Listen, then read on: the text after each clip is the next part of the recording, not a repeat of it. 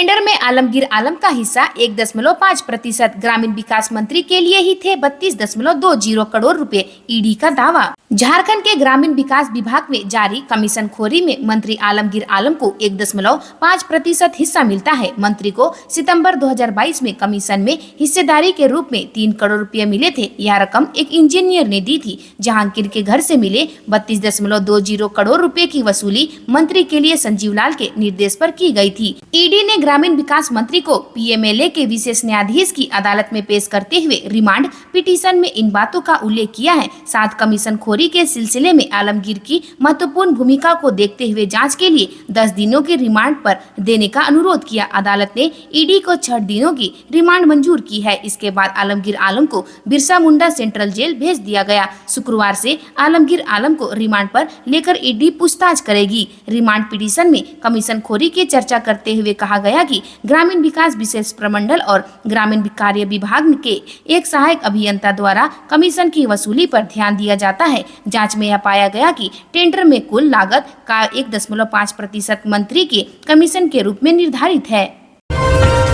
झामुमो ने लिया एक्शन, विधायक लोबिन हेम्ब्रोम को किया पार्टी से निष्कासित। झामुमो ने बोरिया से विधायक लोबिन हेम्ब्रोम को सस्पेंड कर दिया है। झामुमो ने एक अधिसूचना जारी कर कहा कि लोबिन हेम्ब्रोम ने गठबंधन धर्म का पालन नहीं किया। लोबिन हेम्ब्रोम ने राजमहल लोकसभा सीट से निर्दलीय प्रत्याशी के तौर पर नामांकन किया है। इस अधिसूचना के माध्यम से उन पर आरोप लगाया गया है कि हेम्ब्रोम ने पार्टी कार्यकर्ताओं को भ्रमित किया है। लोबिन हेम्ब्रोम बोरिया विधानसभा से विधायक है। लोबिन ने राजमहल लोकसभा से चुनाव लड़ने की इच्छा जताई थी, लेकिन पार्टी आलाकमान ने मौजूदा सांसद विजय हांसदा के ऊपर भरोसा जताया था। इसी बात से नाराज होकर लोबिन ने राजमहल लोकसभा सीट से निर्दलीय उम्मीदवार के तौर पर पर्चा दाखिल कर दिया है। इसी बात पर पार्टी आलाकमान ने अनुशासनात्मक कार्रवाई की। यह अधिसूचना स्वयं झामुमो केंद्रीय अध्यक्ष शिबू सोरेन ने जारी की है। हेम्ब्रोम झामुमो आलाकमान से लंबे समय से नाराज चल रहे थे। हेमंत सोरेन के जेल जाने के बाद जब विश्वास मत की वोटिंग होनी थी,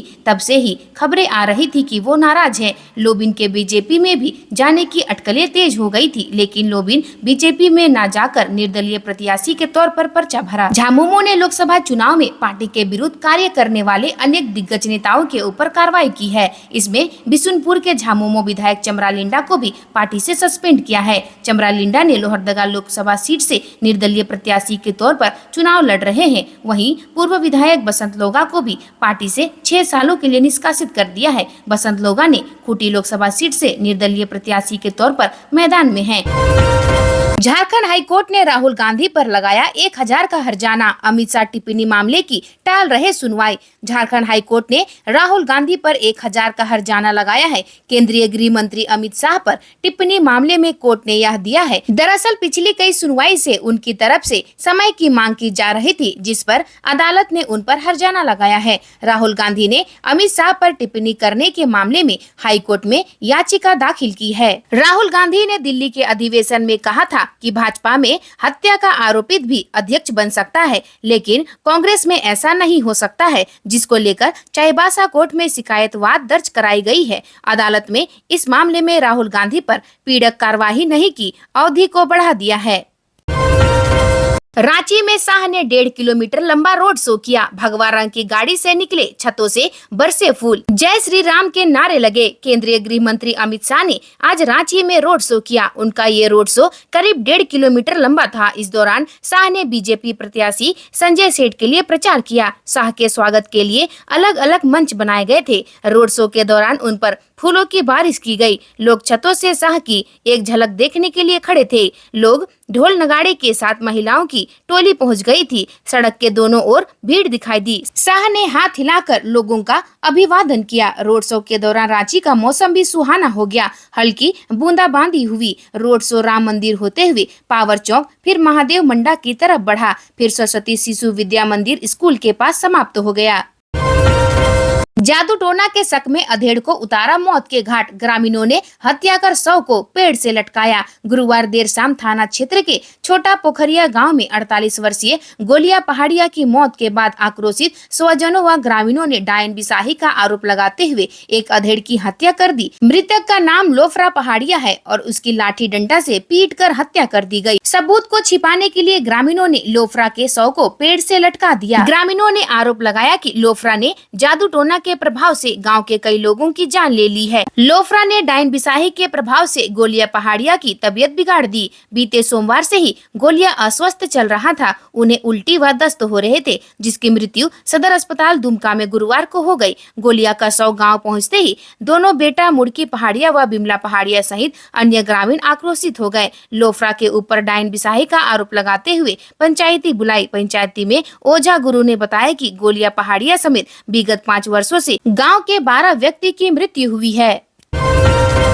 ये क्या, दम तोड़ रही रोजगार के लिए मिली बकरियां, आक्रोशित ग्रामीणों ने पशुपालन विभाग पर लगाया आरोप। ग्रामीण क्षेत्रों के गरीब और जरूरतमंद लोगों को रोजगार के लिए पशुपालन विभाग की तरफ से बकरियां दी गई थी। 5-6 लाभुकों को एक साथ 5-5 बकरियां दी गई। हालांकि विभाग की ओर से मिली बकरियां घर ले जाने के बाद से ही दम तोड़ रही है। आक्रोशित लाभुक संबंधित विभाग और वेंडर पर PPR बीमारी से ग्रसित बकरियों की आपूर्ति करने का आरोप लगा है। बताया जाता है कि 15 दिन पूर्व पशुपालन विभाग के सौजन्य से सिंघो पंचायत के घाघरा निवासी शहजादी खातून, तबस्सुम खातून, मेमून निशा, सुरेश यादव सहित 5-6 लाभुकों को एक साथ 5-5 बकरियां दी गई ताकि लाभुक रोजगार सृजन कर अपनी आमदनी बढ़ा सके। लेकिन PPR बीमारी के संक्रमण के कारण दी गई बकरियों की एक-एक कर मौत हो गई।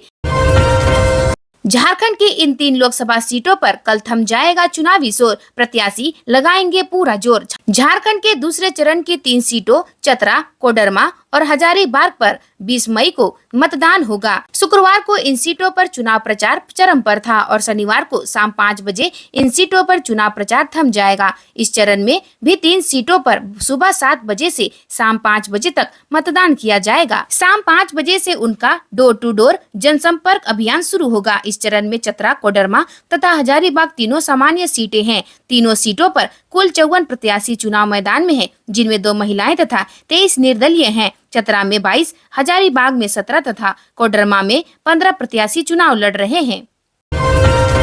जुगसलाई नगर परिषद के सफाई कर्मचारियों ने ठप किया कामकाज, हंगामा। जुगसलाई नगर परिषद की सफाई व्यवस्था एक बार फिर चरमराने लगी है। ठेका company cube Adityapur best management private limited के अधीन कार्यरत सफाई कर्मचारी ने ठेका कंपनी पर मनमानी का आरोप लगाते हुए डोर टू डोर कचरा उठाव कार्य को पूरी तरह से ठप कर दिया। जुगसलाई नगर परिषद में वर्तमान समय में डोर टू डोर कचरा एकत्रित किया जाता है ताकि यहाँ वहाँ गंदगी न फैले। इस कार्य में cube Adityapur best management private limited ठेका कंपनी द्वारा कर्मचारियों से कार्य लिया जा रहा है। कंपनी द्वारा वादा किया गया था कि सफाई गाड़ियों के चालकों को 16,000 रुपये का वेतन पर PF काट कर 14,300 रुपया दिया जाएगा, लेकिन उनको सिर्फ 13,000 रुपये ही वेतनमान दिया जा रहा है। वहीं सफाई कर्मचारियों को 12,600 रुपये काट कर 10,900 वेतन देने का वादा किया गया था, पर उन्हें 9,500 रुपये प्रति माह ही दिया जा रहा है। इतना ही नहीं, उन्हें समय पर वेतन नहीं दिया जा रहा है।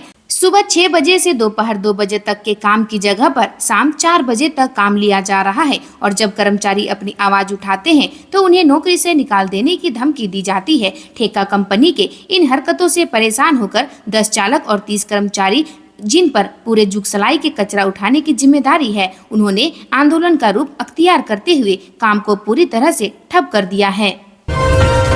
झारखंड में फिर रुला रही है गर्मी। 19 मई से इन इलाकों में चलेगा हीट वेव। जाने आज के मौसम का हाल। झारखंड के सभी जिलों में एक बार फिर गर्मी लोगों को रुला रही है। शुक्रवार को राजधानी रांची का अधिकतम तापमान 34 डिग्री रहा, वहीं न्यूनतम तापमान 24 डिग्री रहा। मौसम विभाग केंद्र की माने तो शनिवार को राजधानी के तापमान में हल्की वृद्धि देखने को मिल सकती है। हालांकि 19 मई को राज्य के कुछ इलाकों में तेज हवा के साथ बारिश हो सकती है, जिससे बारिश से राहत मिलने की उम्मीद है। साइक्लोन सर्कुलेशन सर्कुलेशन का प्रभाव कम होने के बाद अब राज्य के तकरीबन सभी जिलों का पारा धीरे धीरे बढ़ने लगा है। वहीं कई जिलों में तो पारा 40 के पार हो चला है। जिन जिलों में पारा 40 के पार नहीं भी गया तो लगभग उसके करीब में है। धनबाद में आज अधिकतम तापमान 39 डिग्री रिकॉर्ड किया गया, जबकि न्यूनतम तापमान 27 डिग्री रहा। उसी तरह जमशेदपुर में शुक्रवार का पारा 40 डिग्री और न्यूनतम तापमान 29 डिग्री था। देवघर में अधिकतम तापमान 40 डिग्री तथा न्यूनतम तापमान 26 डिग्री रहा। केंद्रीय मौसम विभाग के मुताबिक इस वर्ष देश में मानसून 31 मई तक केरल के रास्ते हो सकता है।